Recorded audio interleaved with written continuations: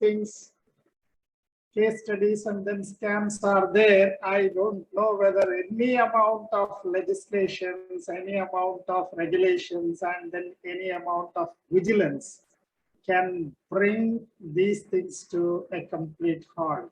Zero level, according to me, is literally impossible. What could be done is perhaps minimizing all these things and plugging the loopholes in various legislations and also avoiding legislative arbitrages.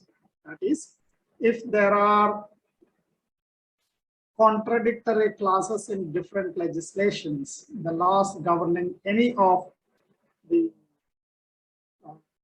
human existence, whether it is regulating the corporates, regulating the stock market, currency market, commodities market, or any type of regulation.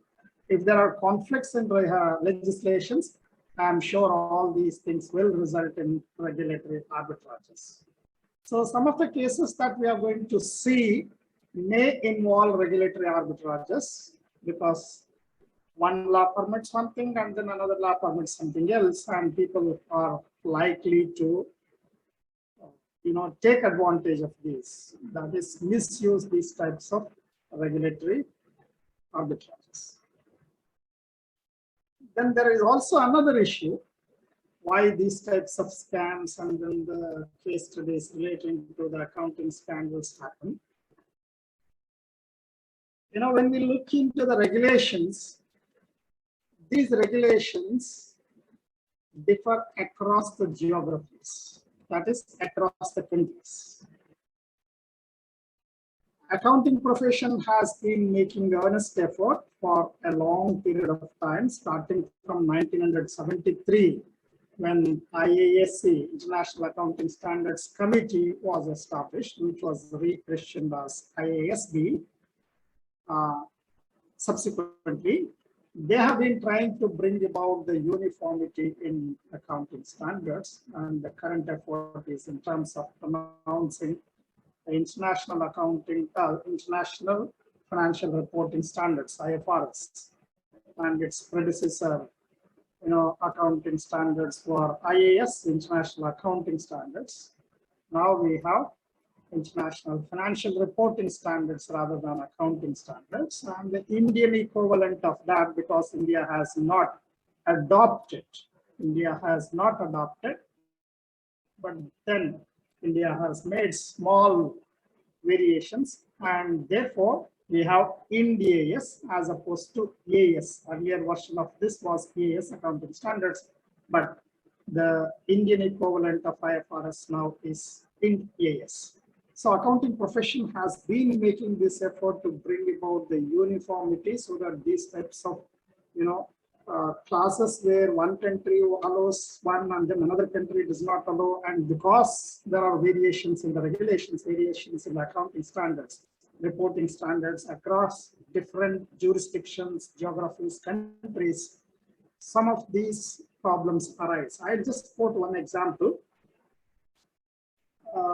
In the year 2001, ICICI Bank, which got reverse merged with its parent company. Normally, the smaller companies would merge with the larger companies. That's the normal case. But this was exactly the reverse of this.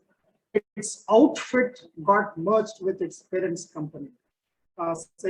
Parent company got merged with the outfit. That is, ICICI Bank came subsequently. ICICI as a development financial institutions was founded in 1960s, but in its own baby swallowed the parent, that is ICICI. Today we have ICICI Bank. ICICI as such does not exist. So in the year 2001, when ICICI Bank reported the profits, it is, I think, 2004, not 2001, 2004, it reported profits when the financial statements were prepared and then disseminated across India. Now, for the same financial year is exactly identical without any change in the months, number of months, and all these things. because ICICI Bank is a listed entity on NYSE New York Stock Exchange, they had to prepare the financial statements as per the US GAAP. And when they prepared the financial statements as per the US GAAP and then filed it with the NYSE, ICICI Bank reported losses. So people who are reading these financial statements are confused. Did ICICI Bank earn profit? Because that is shown in the financial statements of the bank as disseminated in India, or did it incur? Because those are shown in the financial statements of same bank, ICICI Bank, as disseminated in NYSE, because it's a listed entity in NYSE. So when the jurisdiction, reporting entities jurisdiction changes, you have change in the profits, change in the losses. This is because the treatments are load as per the accounting and then the reporting standards, depending upon the nomenclature used in different jurisdictions. There can be differences in the cost, differences in the revenues, differences subsequently because of the differences in cost and then the revenue. It might give rise to differences in profit. This is an example that I'm just quoting. Then when we come to the global financial crisis, which originated in the New York, some people call this as the financial earthquake, which had epicenter in New York, but tremors were felt throughout the world without any exception. But of course, India was able to withstand because there was not much of exposure of Indian banks to the toxic assets that were created and distributed by the banks in the United States of America. Now, series of bank failures would have happened, but for the active intervention of the US Federal Reserve.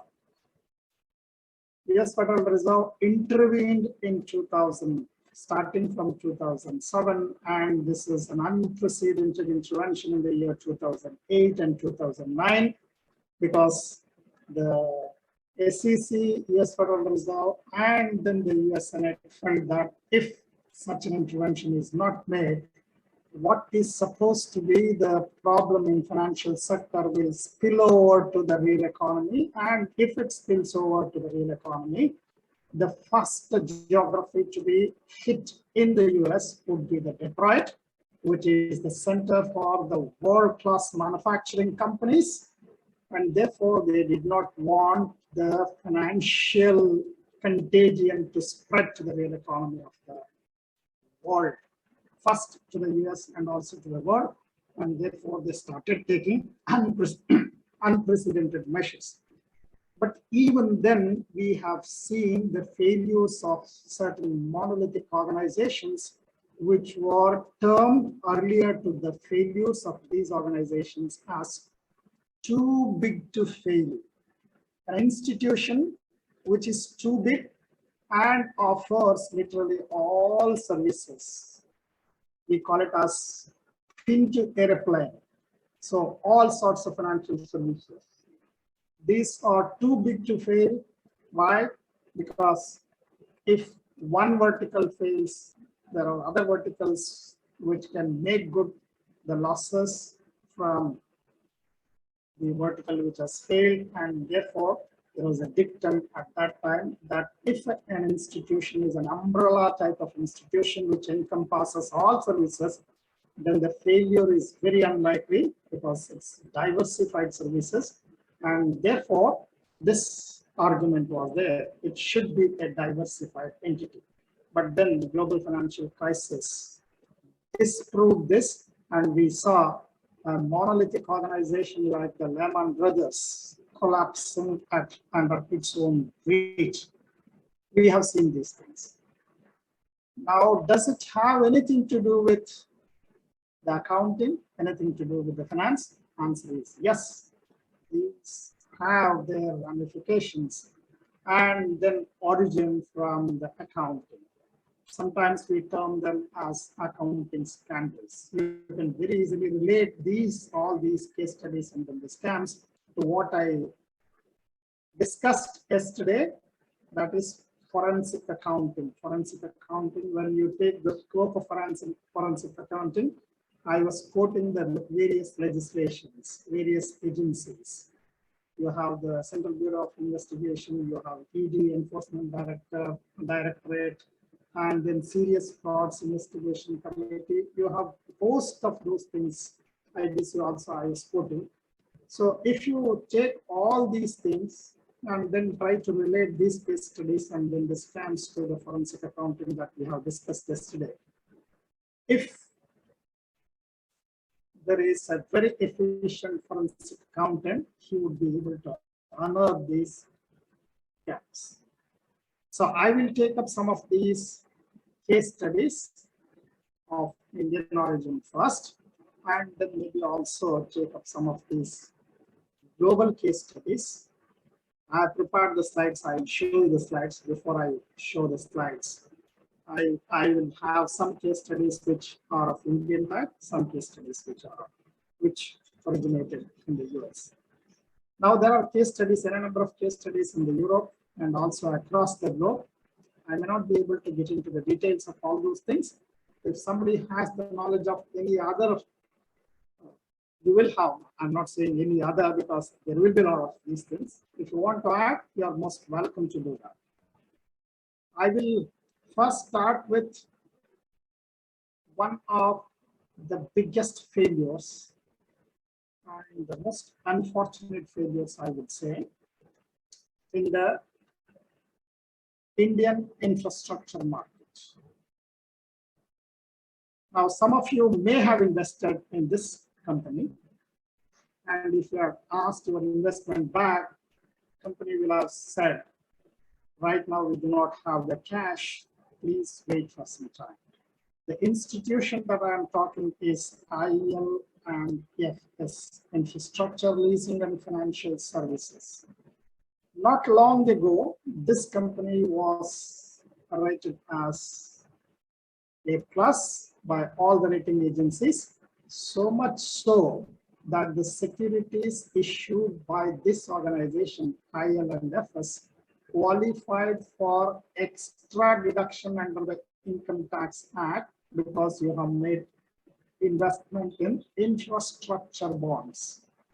This deduction is over and above Section 80C deductions that you normally get, because this institution was mandated to improve the infrastructure, and therefore this particular non-banking financial company, which was promoted by a host of institutions, including State Bank of India, was entrusted with the responsibility of financing the infrastructure sector in India. Now, in its enthusiasm to finance infrastructure, say, projects in India, IL&FS created a large number of subsidiaries and then started financing. In the initial stages, it was a resounding success. And that is the reason why the Reserve Bank of India classified the securities issued by IL&FS as very safe securities. Now, as commerce and management teachers, you have heard of what are called as the gilt-edged securities. Now, normally gilt-edged securities qualify for the risk-free RF that we talk in the finance language, and invariably the example for RF is the Government of India securities and sometimes the state government securities also. That too, most liquid securities, most of the times we talk about treasury bills, T-bills. Now, if there are securities which are classified as risk-free, then these securities can be used as securities for transacting in repo and reverse repo transactions. Now, IL&FS securities were put under safe grades, safety, highest safety grade, so much so that these securities qualified for the repo. That means The institution will never default on the interest. Institution will never default on the principal. That is, there will not be any default on both interest and in the principal. Now, this is also the institution which was audited by one of the top 10 accounting firms in India, auditing firms in the world, not India, in the world. Deloitte, Haskins and Sells. Now, over a period of time, what has transpired in this infrastructure, leasing and financial services company is, company created a large number of subsidiaries, and each subsidiary financed a very specific infrastructure project. So it was hived off as a separate entity and it was called as a subsidiary. Now again, if the story was to continue in the same lines, because there were reasons why such type of an umbrella organization was created, the going would have been good.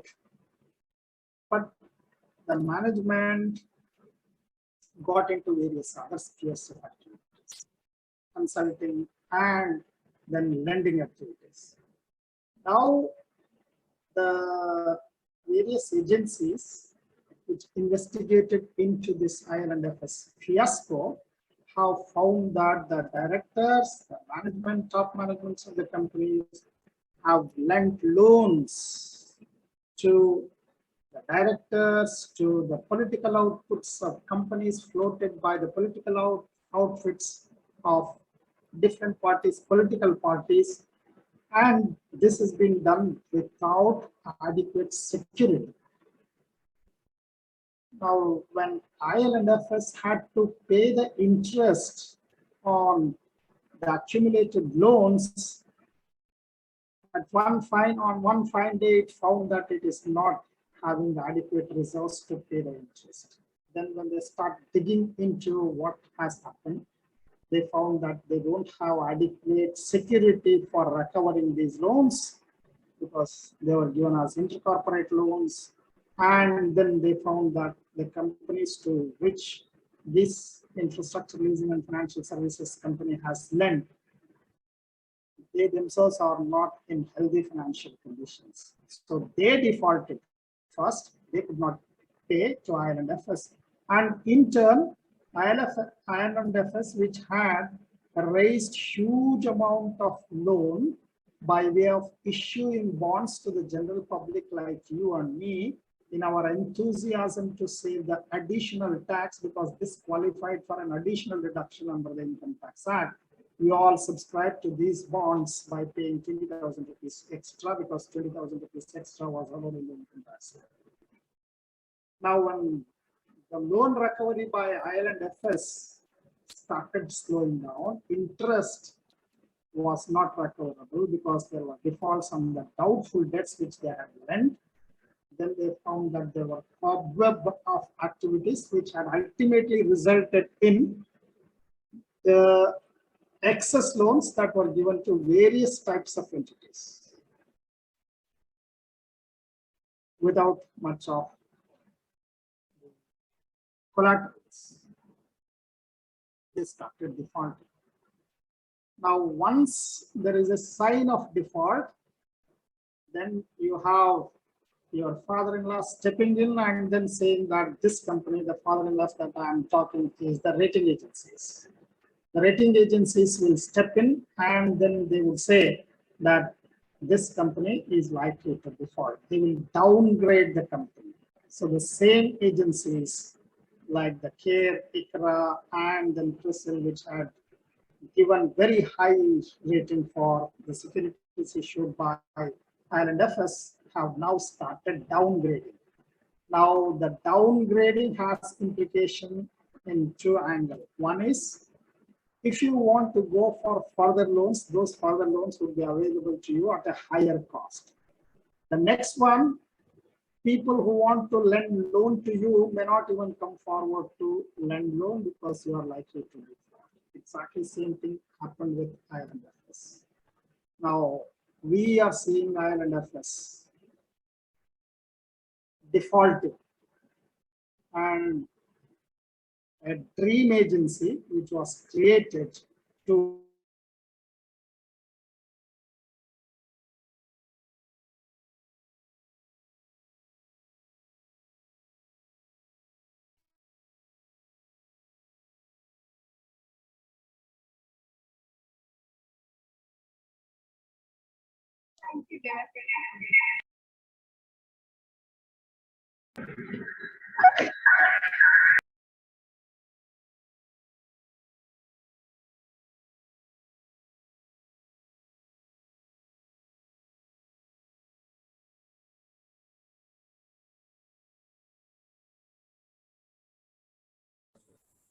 Dear participants, there are some technical issues on the side of Professor T. Mallikarjunappa.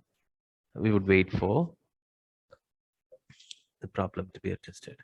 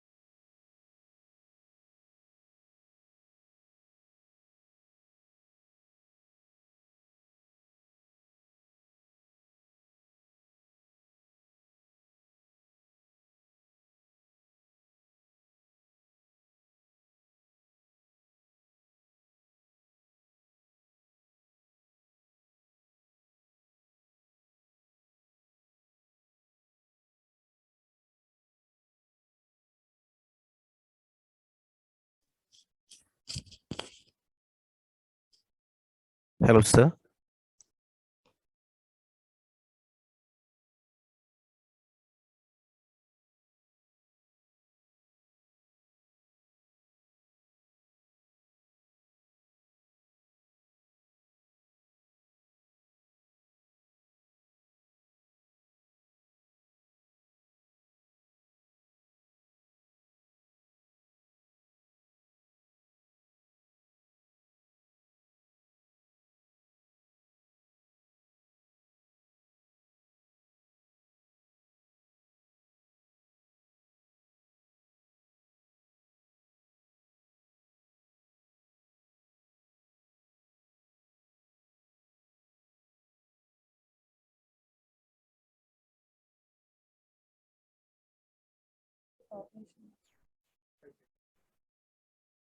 It seems Professor Mallikarjunappa has joined us, but due to some persisting technical issues, he is not able to join us.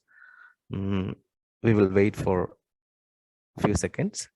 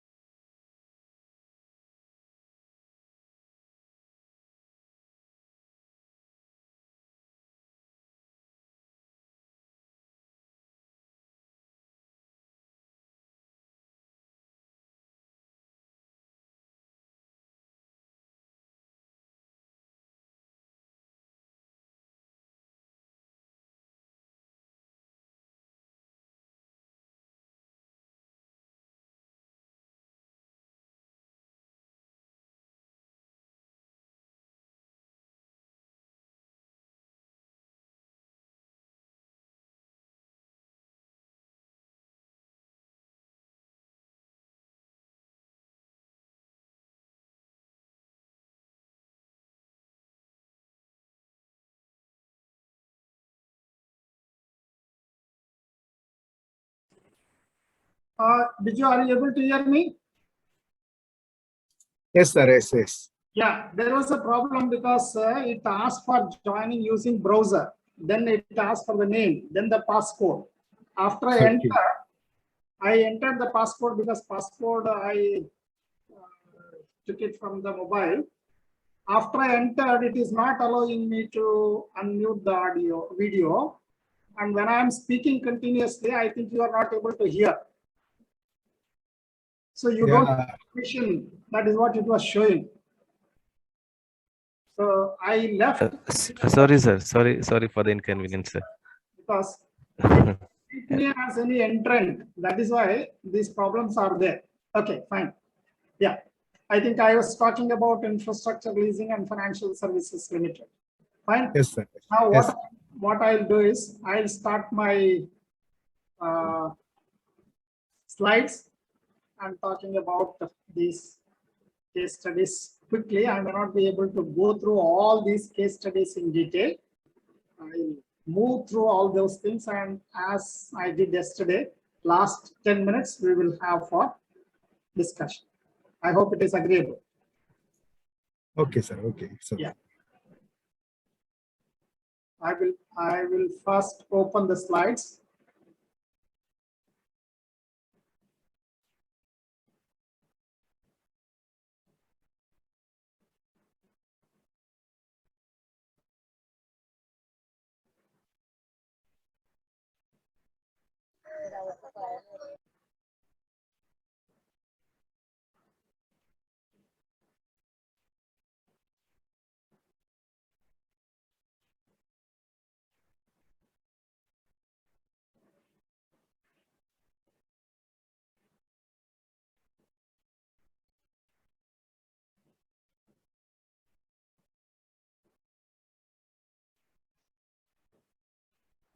I hope you are able to see. yes, sir. Yes, it's visible. Yeah, yeah. As I did yesterday, I'll give you last 10 minutes for discussion. You can add.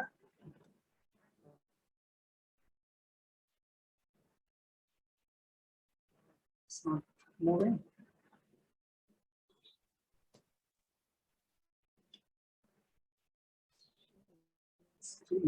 Okay.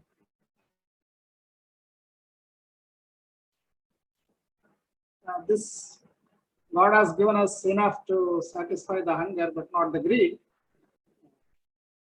Let me just go through without getting into too many details, because we may not be able to discuss all the details of this. I'm sure all of you have seen this, the Kingfisher case. Unfortunately for Vijay Mallya, he got into Kingfisher Airlines, and then, like a flamboyant boy, he thought that he would be able to, manage the airlines, but unfortunately the luxuries that he started offering in Kingfisher, and then the ticket fare, that is the revenue models which he had in his mind, and then the expenses simply could not match. Then there was mounting expenses, mounting losses, and he had borrowed lots of money from the various institutions, banks. He started defaulting on the interest payments first, and then he found that he is not able to pay even the principal. He defaulted on both principal and then the interest to the consortium of lenders led by State Bank of India, and the amount of loan outstanding is about 9,000 crores as of now. But if you add the accumulated interest, it runs to more than 14,000 crores. The problem here is, do we have a case of forensic accounting? The answer, perhaps you might say, there is no accounting problem. But then if you look into the nuances of all these things, when the going is good, yes, fine. But when you know that the revenues are continuously falling short of the expenses, and if the lenders, consortium of lenders continue to lend, then if your creditors continue to give you credit, that is where the problem comes.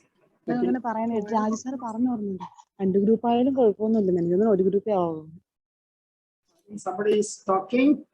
Yeah, muted, sir, muted, sorry. Okay, so this is the Kingfisher Airlines case.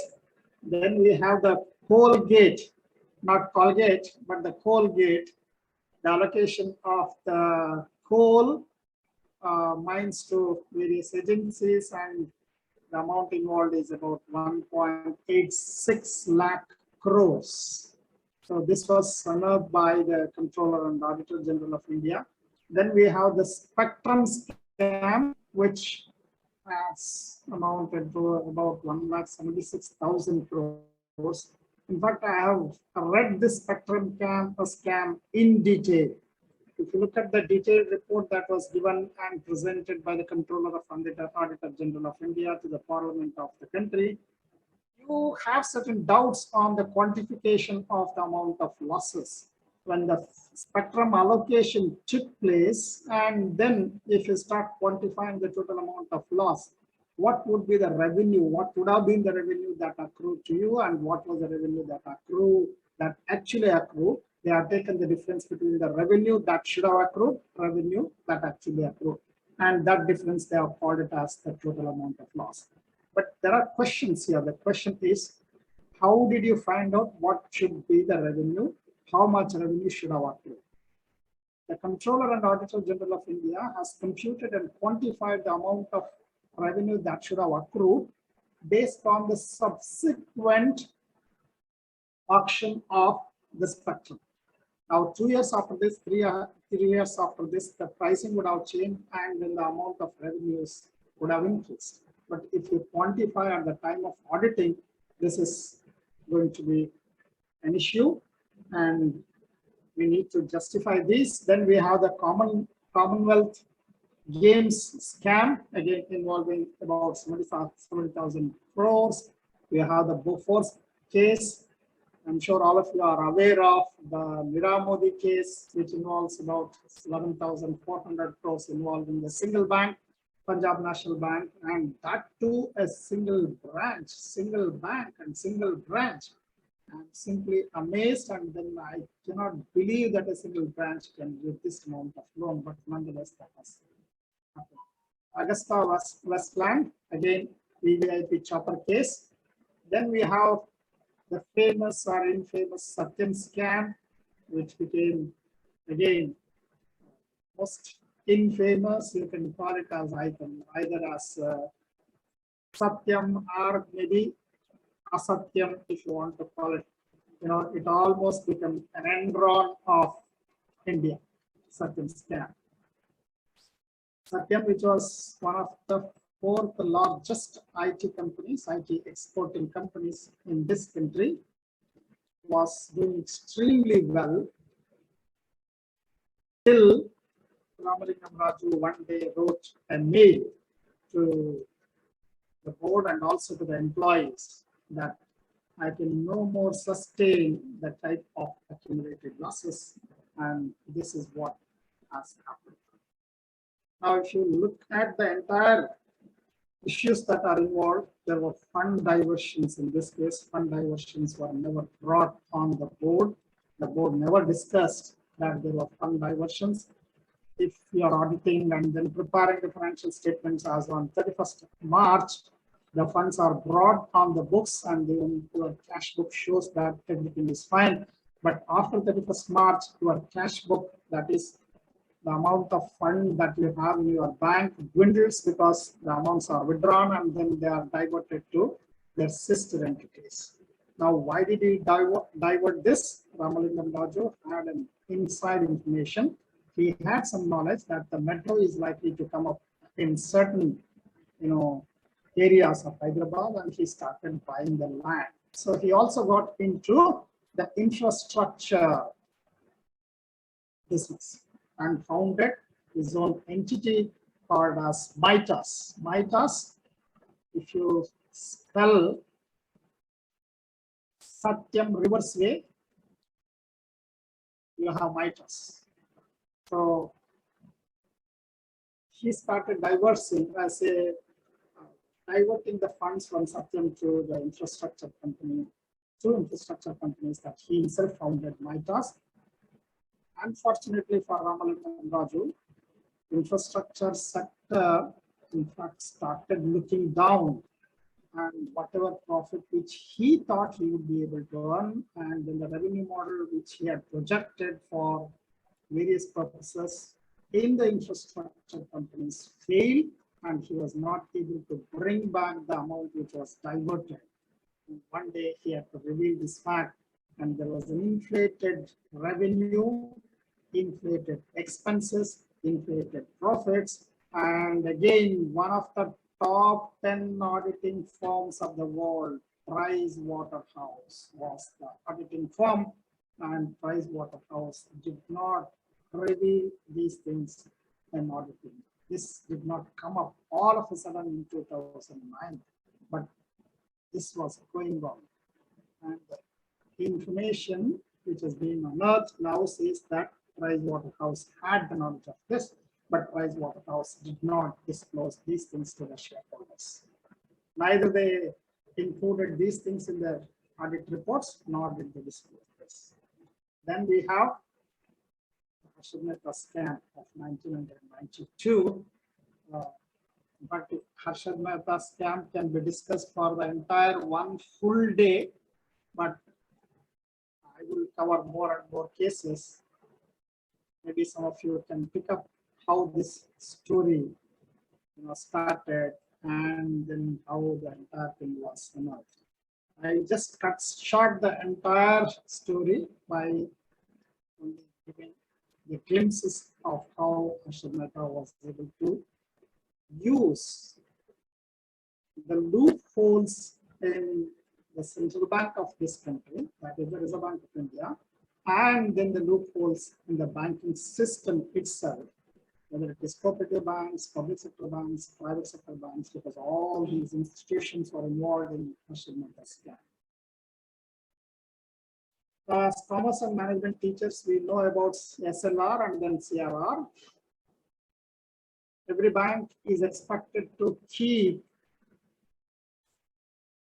SLR, statutory liquidity ratio, and CRR, cash reserve ratio. So certain amount of cash has to be kept, certain amount of securities and equivalent cash have to be kept in the form of SLR and then CRR. In the process, it is possible that some banks may have enough securities to satisfy SLR requirements, enough cash to satisfy SLR requirement. If SLR is 38%, some banks may say that I have securities which will amount to, let us say, my SLR is 40%. So they have excess securities. Then if you say that you have to have 10% CRR, and if you have enough cash with you, you can say that my current CRR is 15%. This bank has excess cash and somebody else may fall short. Let's say their cash is just 2% of the total time and demand liabilities. Then they are falling short, they have to make good. So in the process, what happens is the banks which have excess securities and excess cash would be able to lend it to the banks which have shortfall in these things. So the bank which lends or sells the securities will have to transfer these securities, and the bank which actually buy these securities or say, take the cash on a short-term basis will have to get the cash. If things are going fine, then the security should be delivered. That is, the bank which is selling the security should deliver the security. Bank which is buying the security should get the securities. Bank which says that which has excess liquidity and is lending the loan, they should give the cash to the other bank, and other bank's cash reserves will go up. This bank's cash reserve will go down. That is the way the accounting principles will work. But in case of Ashipeta scams, what was happening was bankers for a long time were used to a system called as BR. B, English alphabet B, and then R. These were called, which became very infamous later on, famous or infamous, whatever you can call, as bankers' receipts. Now, bankers' receipts, Reserve Bank of India before 1992 had warned through series of circulars that bankers' receipts cannot be used as negotiable instruments, and they have to be backed up by the securities. Now, what are these bankers' receipts? Bankers' receipts are the acknowledgement to another bank which is buying the securities, saying that I have so much of securities with me.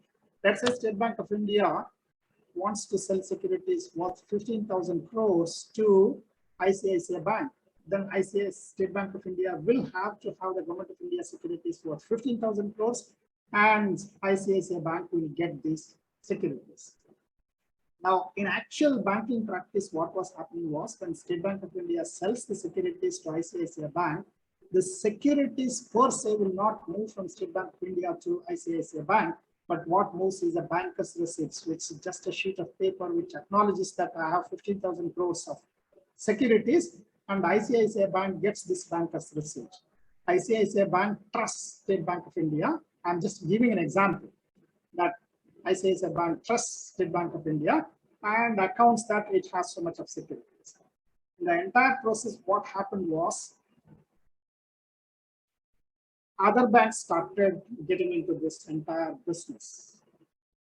The cooperative banks, most infamous institutions, two infamous institutions which got involved into this particular sphere, Metropolitan Cooperative Bank and then the Bank of Karad. These were the small entities, and they also started issuing these types of BRs, and so much so that a small time bank like the Bank of Karad and also Metropolitan Cooperative Bank issued the BRs without the collaterals, without the backing of the securities. I just gave that example. Now, this was one case. Just 1 minute.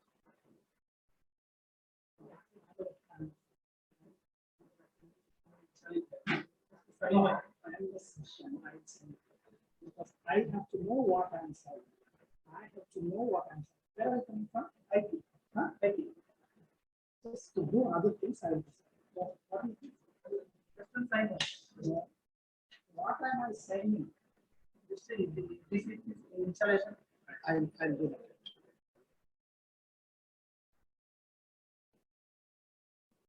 Okay, so I'll do that later on in the class. I'll do that.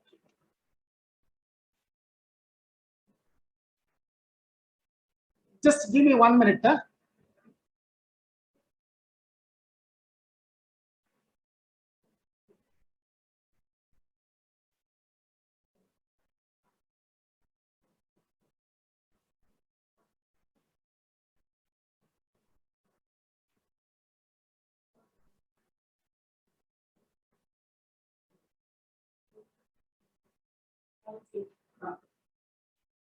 Busy with the class, right?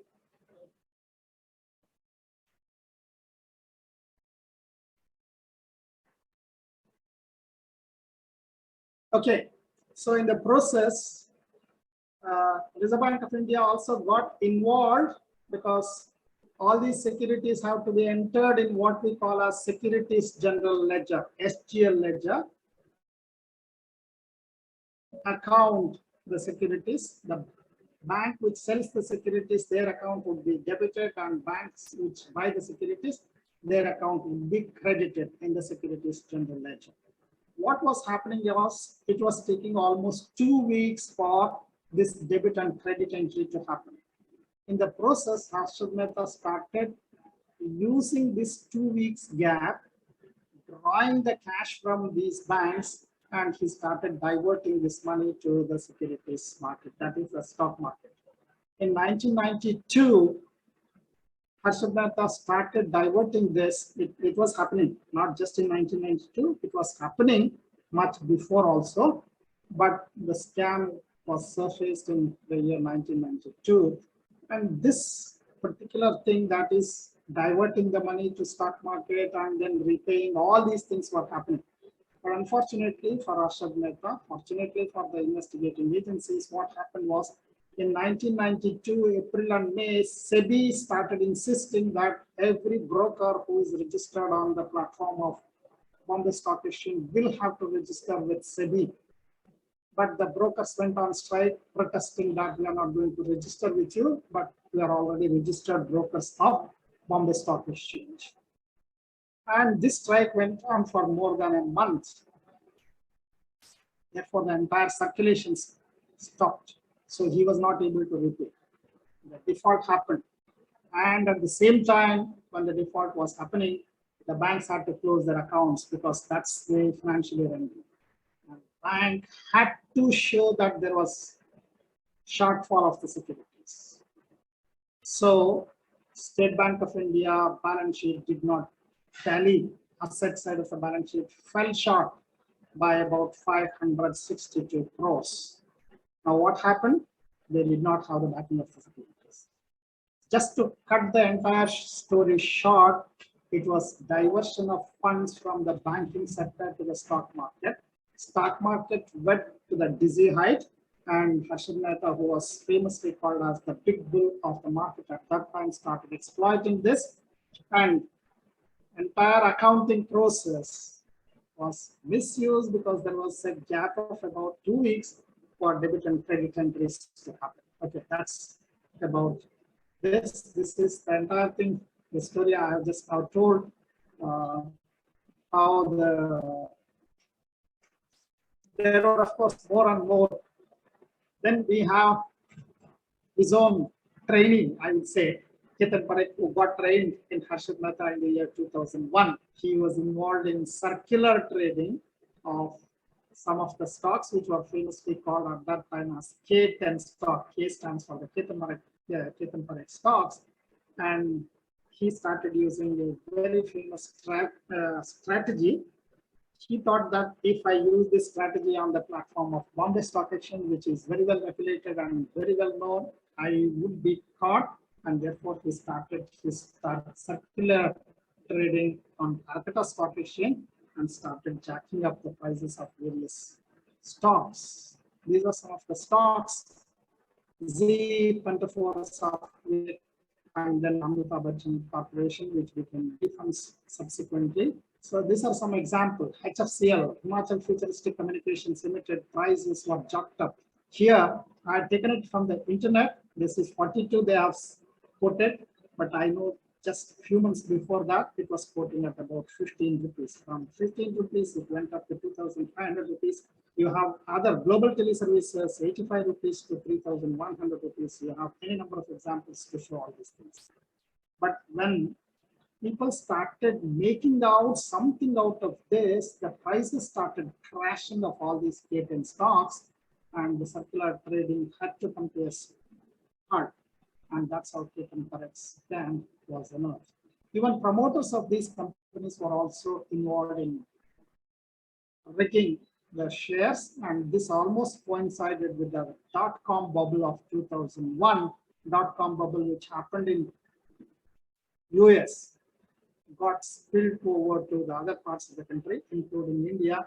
The casualty was the most famous private sector bank, which was doing extremely well, had to be ultimately, at the behest of the Reserve Bank of India, not liquidated, but had to be taken over by the public sector bank.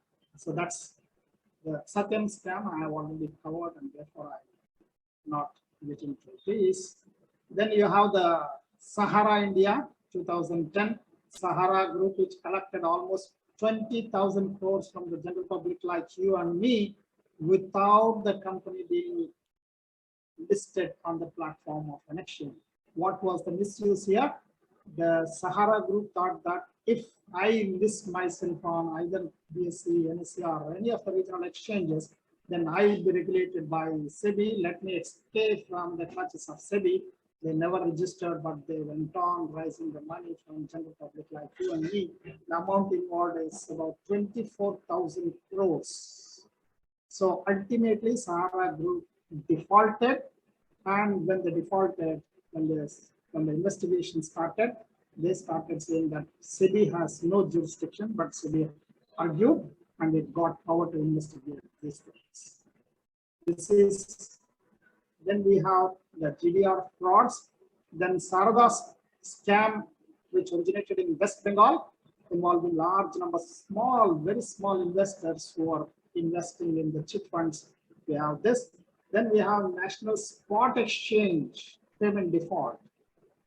NSEL, famously called as NSEL, National Spot Exchange of India Limited, which never had the mandate to involve in the derivative trading, but they were involved in the derivative trading and then fund diversion.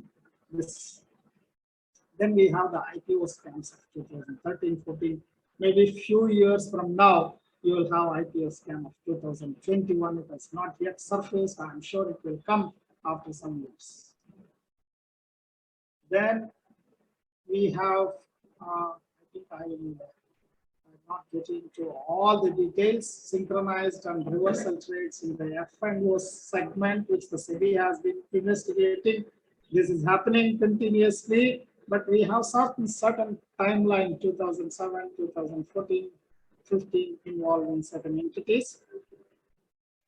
Then involving the penny stocks, where the recommendation is given and then the jacking up of the penny stock prices. Insider trading scam through the WhatsApp, that is going on even now.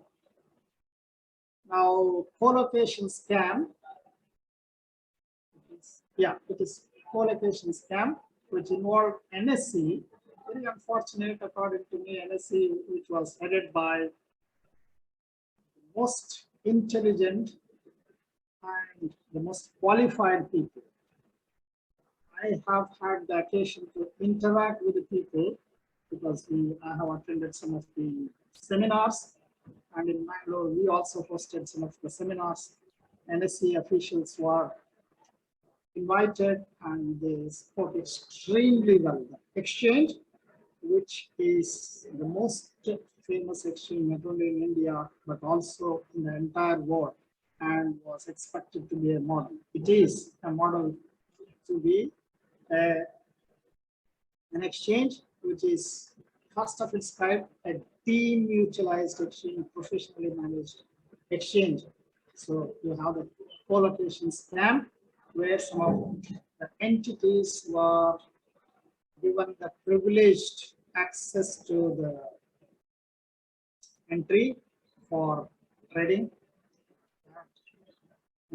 You have the investigation going on. Then we have this Carvey stockbroking scandal. Now, what does forensic accounting to do with all these things? If you look into the entire modus operandi of how these things happening, you can very clearly make out that accounting principles were misused in most of these things. Then I'll come and then maybe discuss some of the cases that involved, I would say, the Mecca of accounting world. I will call US as Mecca of the accounting world because FASB, Financial Accounting Standards Board of the United States of America, boasts itself as the forerunner for any of these accounting standards. Much before IASB and IASB could think of accounting standards, and then the most strict and stringent financial reporting standards and accounting standards, FASB has been spearheading. So much so that they refused to join hands with IASB and IASB in formulating accounting standards, saying that we are much ahead of all of you and we don't have anything to learn from you. But come 1990s, late 1990s, the Mecca of accounting world started witnessing some of the accounting scandals, scams, which were unheard of in the history of the entire world, not just the US, but the entire world. So maybe we will discuss some of these without getting into the details, but the glimpses of all these things. Waste Management Incorporated is a publicly traded US waste management company. In 1998, company CEO Myers and his management team discovered that company had reported 1.7 billion in fake earnings. Now, everything that was unearthed by SEC, Securities and Exchange Commission, once again a forerunner for any regulators of the stock exchanges, found that the company owner and former CEO, Dean L. Bunstrock, was found guilty along with several of them top executives. Arthur Andersen, which is again the top 10 auditing firms and consulting firms of the world, was the auditor of this company. I'll come to another company where Arthur Andersen was once again involved, and eventually the shareholder class action suit, which is not heard normally in India, but it is very famous in the US. Class action suit was brought in New York, even on Satyam, when Satyam defaulted and then went bust. Class action suit were filed in New York, but such a case is not there in India. Class action suit was ultimately set. Now, I don't know whether you can call it as mother, but if you want to see how the accounting manipulations can really take place and then question entire accounting standards and then the entire regulatory bodies, whether you are talking about SEC or US Federal Reserve or the governments or investigating agencies or the auditing firms, consulting firms, talk of anything, any of the things that you can point out and say that this is the area in which the forensic accountants are needed and accounting is needed. Enron is there. You can call this as the mother of all the scandals. Again, Enron, I'm sure you know, they also made entry into India. They started setting up a power generating unit in Mumbai, Dhabol Power Project. Then in Bangalore also, there was a proposal. There was a power purchase agreement and all these things. I had the opportunity to talk on this when this was there on the public debate in Bangalore. I spoke on this. One of the issue was in Dakshina Kannada, that is the coastal Karnataka, power project had to be set. There was a huge debate. And for one of those public debates, the students group came and asked me, sir, whether you can be a speaker, because the company's managing director, Ron Somers, is going to chair this and he is going to present his company's views. can you be a speaker on behalf of the general public and maybe student community? I went there with my preparation, and I found that there were power purchase agreements and also direct.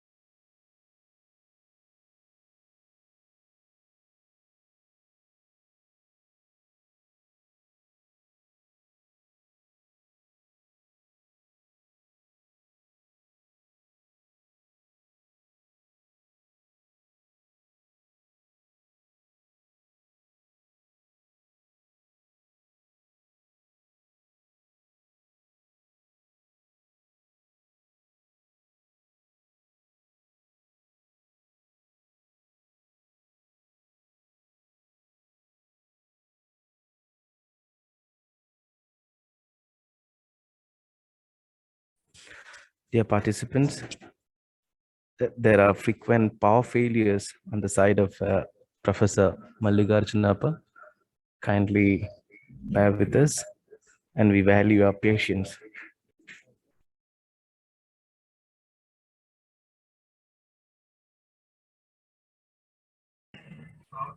Yeah, I have logged in. I hope you are able to hear me. Yes, sir. Yes. Today there was not much of problem. Today there is power failure, frequent power failure, and I'm experiencing this. Okay, let me share. Yes, sir. Yes. I hope you are able to see. Okay, Yes, the screen is. green, right? Yeah, it's visible. It's visible. The entire scandal resulted in shareholders losing about $74 billion in Enron share price collapse. Then, of course, the investigations by the SEC, investigation by the various agencies, including the US Senate, and all those investigations revealed that this was not a scam, which happened in 2001, but it was going on for decades. And again, the Arthur Andersen, which was a world famous auditing firm, was the auditors, and Arthur Andersen never ever reported these things in the findings. This was going on for the entire 1990s. How did Enron inflate these types of revenues? And then the amount involved was much more than this.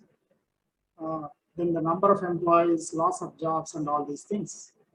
Now, what Enron did is Enron started creating what we call as SPVs, special purpose vehicles. A large number of special purpose vehicles, which were not subsidiaries, which were not legal subsidiaries, but were effectively controlled by Enron. And they started selling power to these SPVs. In reality, power was never sold, but they created the entries, they created the invoice, they created the bills, and these bills were taken as the revenues. And revenues started accruing to Enron for more than a decade. That's how they started inflating all these things. How was it not made known for such a long period of time? In the US law and also in the Indian law, only if it is a subsidiary company, you need to consolidate the financial statements. And Enron knew about this, and therefore they created not subsidiaries, but the SPVs.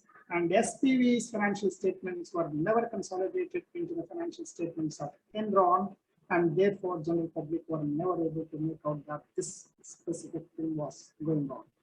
But if you get into the nuances of all these things as a, let's say, forensic accountant, if you want to find out how can we unearth this, even when Arthur Andersen did not report, if somebody had the knowledge of these things, and then if they had taken the consolidated view of the entire power that was distributed in the entire country and the revenues that can accrue, and then take a look at the financial statements of Enron, it was possible.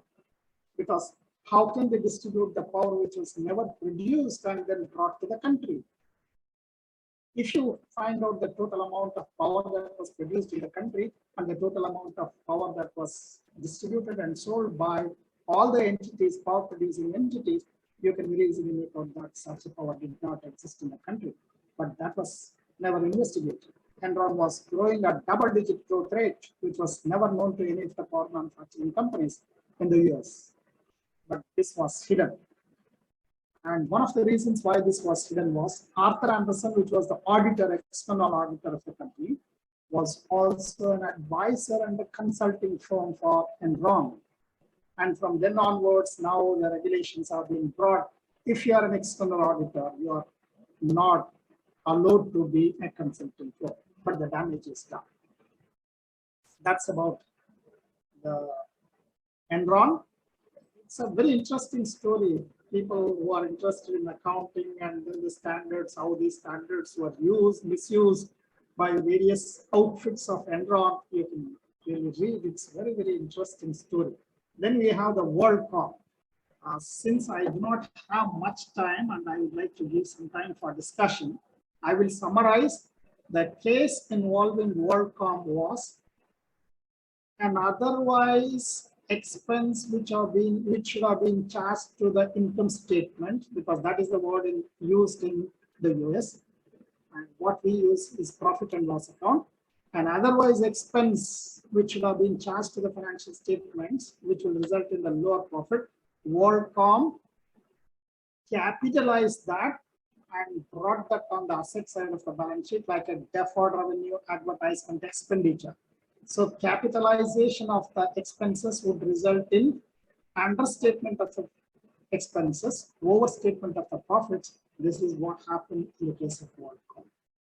Again, that Tyco International was an American blue chip security company, and it was discovered that all these people, they had stolen over $150 million, and the company's earnings were overstated.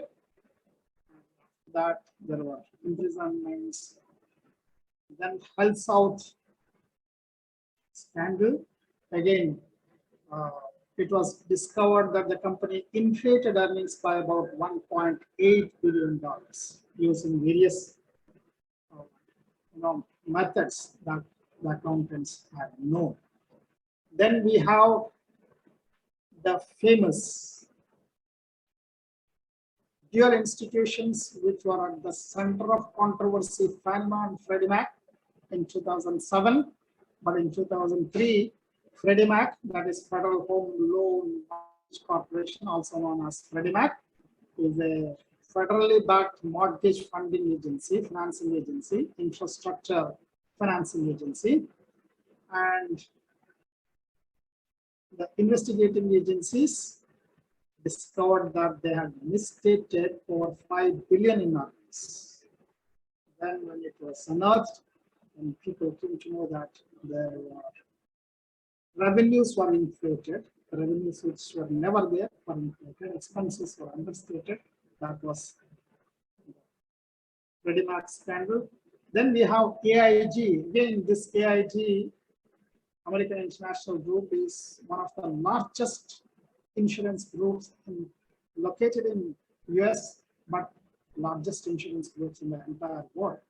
This is also an institution that was involved in global financial crisis of 2007, 8, and then 9 via CDS, credit default swaps. Now, American International Group, an insurance company, was involved in credit default swap agreement by way of insuring the transactions. What transactions? Loan transactions. In case a person to whom the loan is given defaults, then the American International Group steps in and then makes good these losses. But the investigations found that the American International Group was involved in price manipulations, and this is one of the largest entity. Then we have the Lehman Brothers scandal. I'm sure all of you have heard of Lehman Brothers. This is what I was talking. Too big an institution to fail. Lehman Brothers was into any sphere of activity that you can name in the financial activities, financial services. All activities were covered by Lehman Brothers. And in 2008, when Lehman Brothers went into bankruptcy, liquidation, they found that Lehman Brothers got involved in various types of transactions, which resulted in huge and terrific losses to the institution. And they were carrying what are now infamously called as the toxic assets on the balance sheet, in the form of securitized loans and also in the form of credit default swaps. And credit default swaps were at the center of controversy when Lehman Brothers started collapsing. Now, this was an eye-opener for the American regulators led by SEC and also US Federal Reserve, then US lawmakers. When Lehman Brothers started collapsing, they thought that the contagion of the collapse of Lehman Brothers will spread to the entire financial system of America, and it will spill over to the financial system of the entire world. Therefore, you would see in 2008, the US Federal Reserve taking almost an unprecedented and unparalleled measure of lending and bailing out the institutions. So much so that if US Federal Reserve had not stepped in, Citibank would not be existing today. You know, Citibank also started crumbling down when Lehman Brothers crumbled down. Now, fortunately for Citibank, unfortunately for Lehman Brothers, US Federal Reserve stepped in and started bailing out Citibank for the fears of the financial contagion spreading over to the real economy of the country. So in India, a very, very famous and an interesting thing, I would say, our own Prime Minister, in fact, made one remark, and that appeared as a headline in Economic Times. The then Prime Minister, Dr. Manmohan Singh, made a statement, and that statement is, State Bank of India should have bought Citibank when its share prices collapsed to $1 on the platform of US Stock Exchange. And when you look into the Reserve Bank of, reserves of the State Bank of India, what Dr. Manmohan Singh said was true. If you had simply used the reserves of State Bank of India, it was simply sufficient to buy the entire Citibank. It could have simply bought the entire Citibank. So Citibank would have been the outfit of the State Bank of India. But the question there was, you have seen the collapse of Lehman Brothers. You have seen in our own country the collapse of very famous private sector bank, Global Trust Bank. So when the banks are collapsing like that, what is the risk and how much is the risk that the State Bank of India could have taken to buy the Citibank? And if they had banked, bought, would US Federal Reserve bailed out Citibank? These are the larger questions. But then the questions are there. SEC investigation, the company had sold toxic assets to banks in Cayman Islands. These are all the tax havens on a short-term basis. It was understood that Lehman Brothers would buy back these assets, but unfortunately they were not able to do that. And more than $50 billion of toxic assets were involved, and ultimately Lehman Brothers became bankrupt. I think I'm almost reaching 10:20. What? This session is up to 11:30, right, Biju? Yes, sir. It's up to 11:30. Yes, I will I'll just wind up in another 2-3 minutes and give some time. Barney Madoff scandal, where the Madoff used the system of taking the loans at very high rates and then showing very high returns on investments, then repaying the investors whenever they asked. And where did the repayment come? The repayments did not come from the earnings. Repayment did not come from the internal earnings, but the repayments came from the various types of schemes which he was running, and they are now famously called as Ponzi schemes. So Madoff schemes. And when actually things started surfacing, it was known that this replenishment was happening at a very high cost. When replenishment of the loans was no more possible, it had to default, and they were asked to repay 170 billion.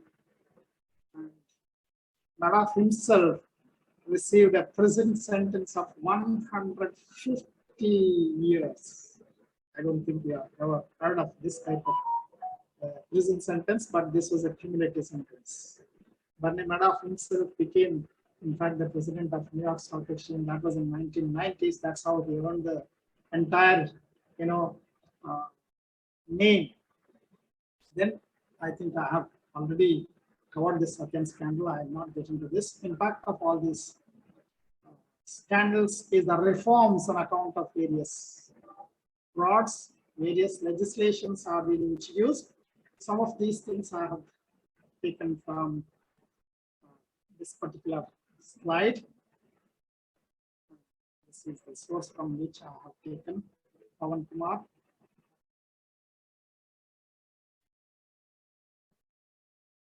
Corporate professionals. This is the source from, not all, but most of it I have taken from these. As we can understand, many of the legislations in India, that is legislations that were brought by SEC, brought by SEBI in India, have something to do with all these things.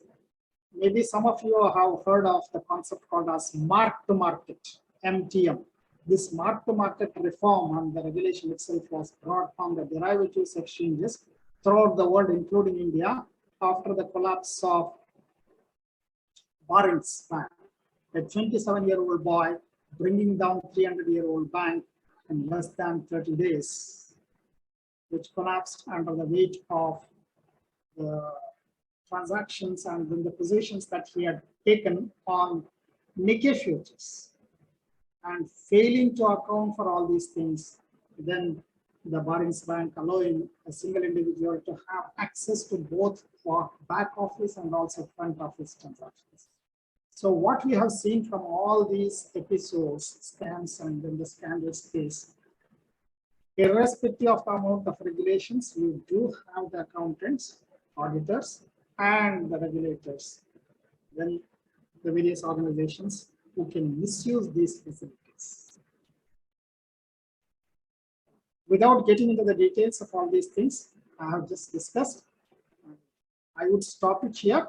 If you have anything to add, any questions to ask, you are most welcome. Since you do not have the immediate session next, I think next session is in the afternoon. I have not set the time limit. Unless you have the time limit, I have no problem. If you want to extend a little bit, I'm available. So please add, dispute, and anything that you would like to do, you are most welcome to do that. That was truly an insightful session for all of us. I must mention our deep sense of appreciation for Professor T. Mallikarjunappa for his detailed presentation on case studies and scams in accounting. Thank you so much, sir, for such a wonderful session. Now the session is opened for discussion. If you want to ask any question regarding the session, you may either put it in the chat box or unmute yourself and ask. Shall I stop sharing? Unless somebody has some question related to the slide that I have shown.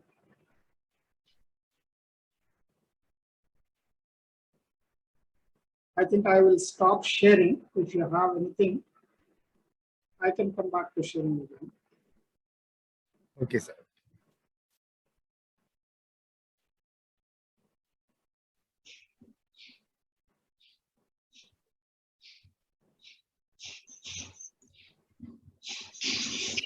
Anybody has any issues to raise? And So- sorry for 2 interruptions. I have no control on this. That is the problem. The moment the power goes off, our server is not connected. We have already informed they are taking measure, but it will take some time. Hello, sir. Good afternoon. Yes, good afternoon. Please introduce yourself. Myself, Dr. Jitendran, and I am from Government College, Ambalapuda. Okay, yeah. Please go on. See, you have made a very detailed description of the scandals and major scandals that has happened across the world and especially in India. Yeah. And it was quite a good journey over the scandals.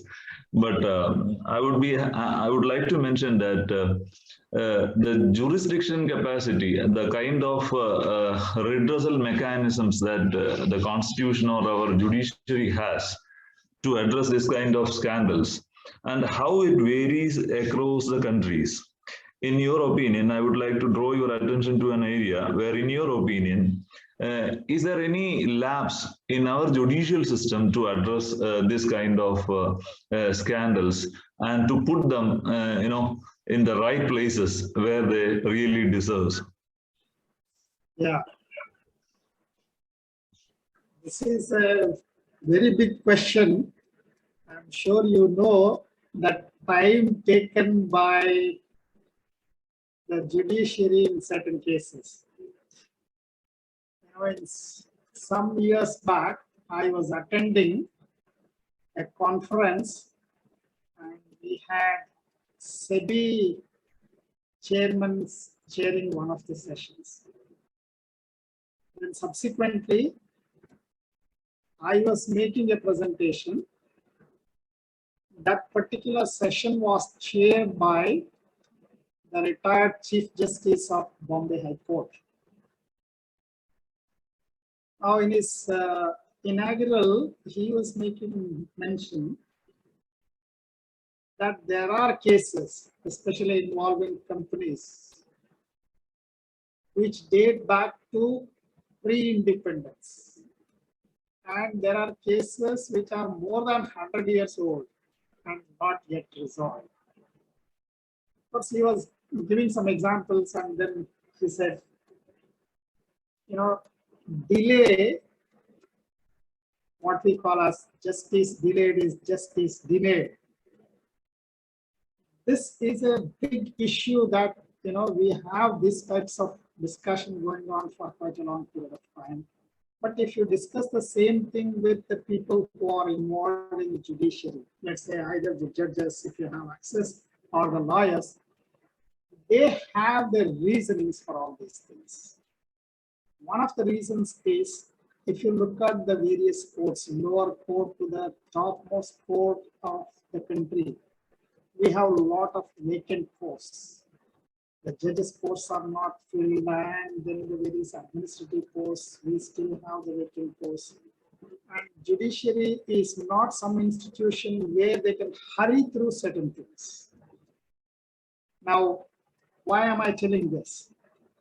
When the judge gives a judgment, he has to be conscious of the fact that he is not giving judgment and there is no miscarriage of the judgment. I will just give you one example. In a criminal case, if you have to pronounce the judgment based on the arguments of the lawyers, the judge would be extremely cautious to see that an innocent is never punished. And therefore, the judiciary will say, I don't mind letting off 100 criminals as innocents, but I don't want one innocent to be punished as a criminal. Judiciary and the judges are very conscious of this, and they don't want this to happen. And they would like to see that there is no miscarriage of the judgment. If there is a miscarriage, naturally, there will be loss of confidence on the entire judiciary. They don't want that. And unfortunately, what is happening is that prolongs the cases. There are attempts to see that time limits need to be prescribed, but that has to be addressed holistically. One of those attempts is the IBC. The provisions which were there in various legislations, they are codified and brought insolvency and bankruptcy code in 2016. So if an attempt is made and a timeline is fixed, but IBC has its own problem. I told you yesterday, banks are forced to take the haircuts of even 90% because you have the timeline and the companies are not able to adhere to these things. This problem is there not only in India, but across the globe, but these issues are being taken up. And at the world level, please understand, just to avoid the regulatory arbitrage, one is within the country, across the countries also, at the world level, various committees are being established to see whether we can bring about the uniformity to avoid these types of regulatory arbitrages. For example, you have the tax havens, and the transactions take place in tax havens, but the real activity is carried out, let's say, in India. So why tax haven? Why the transactions take place in tax haven? Because it is not taxed there. But where are the activities taking place? Activities are taking place in America, activities are taking place in India. But when the CBDT initiates the cases, there are legal disputes. So it's quite a complicated case, but the things are being addressed. It's not that people are not aware of this. I don't know whether I answered. If there is no simple this. You have answered a fair amount of my apprehensions, but I have one more thing that if claiming to be a country with a lot of ease of doing business, Yes. okay, and we call every other countries and investors all across the world to participate in Indian commercial activities through the corporate mechanism. So in that case, I am sure that the people over the countries or across the countries, they will be very curious to know how Indians deal with the corporate lawbreakers. And we have a system, we have a strong whistleblowing system to see that these things are going against things. We have Indian accounting standards, and some of the Indian accounting standards, what I have understand is it's much better than IFRS, some of that. So in all such given all the situation, but still, if the whistleblowers are not so digitally, very vigilant, what so-called forensic accounting and all, will it be properly reflected in the judgments of these decisions? That's my another apprehensions. Would you please, sir? Yeah. Not all whistleblowers would have the knowledge of accounting and any of these things. Whistleblowers are just the people, maybe employees of the company, insiders of the company. They can be suppliers of the materials. They can be the people who have taken the loan. They can be the people who are just doing some type of transactions, or they can be the people who are frequenting to these companies without having any transactions with these companies, or they can be the people who can be just the listeners of public conversation. Somebody is talking in some public place, you simply silently listen. You can be a whistleblower. One need not have the knowledge of these things. Then another thing, not all whistleblowers would be asked to testify, because the life of a whistleblower is not easy. And SEBI has said that you need not disclose your name as a whistleblower. But sometimes some people might say. But for the whistleblower, many of these things, like what is happening in the NSE, they at least would not have surfaced so fast, but because of the whistleblowers. Whistleblowing mechanism is good, But what is really happening is whistleblower cannot take it beyond a certain limit because he also has this limitation of understanding. He may not have the access to every document to produce, let's say, in a court of law. So, and he may not come forward also to be a witness for all these things. I've just done my duty of informing. It is for you to go further on them. Then your question relating to ease of doing business. India has been addressing that question of ease of doing business. IBC is one of the responses to ease of doing business. So if you see the ranking of India in ease of doing business, we have jumped from 170th position to less than 80. I don't know exactly last year where we stand. I can check up and then let you know, but we have jumped substantially. A lot of reforms have been introduced in this country, both in the legal system, accounting system, and then various other, government. See why the government this year, for example, the budget. Mallikarjunappa has said that all land records need to be digitized. So in the ease of doing business, one of the questions is, if there is a land deal or real estate and all these things, how long does it take for registration to take place? So they want to expedite this process, and therefore they have said that you have to digitalize all these records. So one by one, they are addressing the question. IBC is one of those. Why 6 months?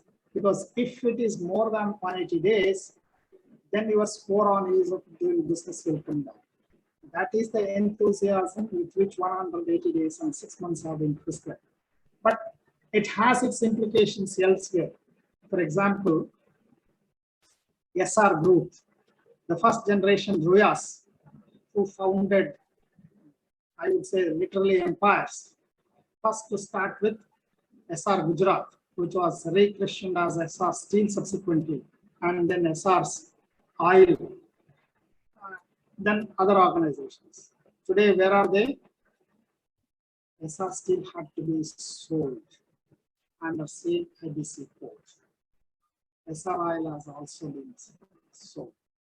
They made an attempt to take over when it was referred to IBC. Then Tribunal, company law tribunal. But unfortunately, they could not succeed because the time had already passed. So it is now part of Vedanta Group. Now imagine the case of a promoter who has promoted this company and run this company quite well. Because the timing is bad, because the company defaults, and then you are not able to repay, because all these commodity businesses go through cycles, and these cycles do not last for 6 months. They last for 1 year, 2 years, 3 years. And if you are asked to liquidate your loans in 6 months, will they be able to do it? The result has been SR today is not holding their jewels. Those jewels have been taken over. One of their jewels, SR Oil, is with the oil company, Russian oil company, and then SR Steel, again a flagship company of Ruyas, is with Vedanta Group of Agarwal. So they have their implications. So it's not that ease of doing business will augur well for every sphere of activity. So when we are looking into this, we have to take a look at all these things. What is the implication of shortening the life cycle of a transaction? I may gain on ease of doing business because I have shortened and I get more score here. But is it at the cost of something else? So we need to address all these things in this way. Yeah. Thank you, sir. Thank you for applying your wisdom on the areas which I have drawn upon. Thank you. Thank you very much.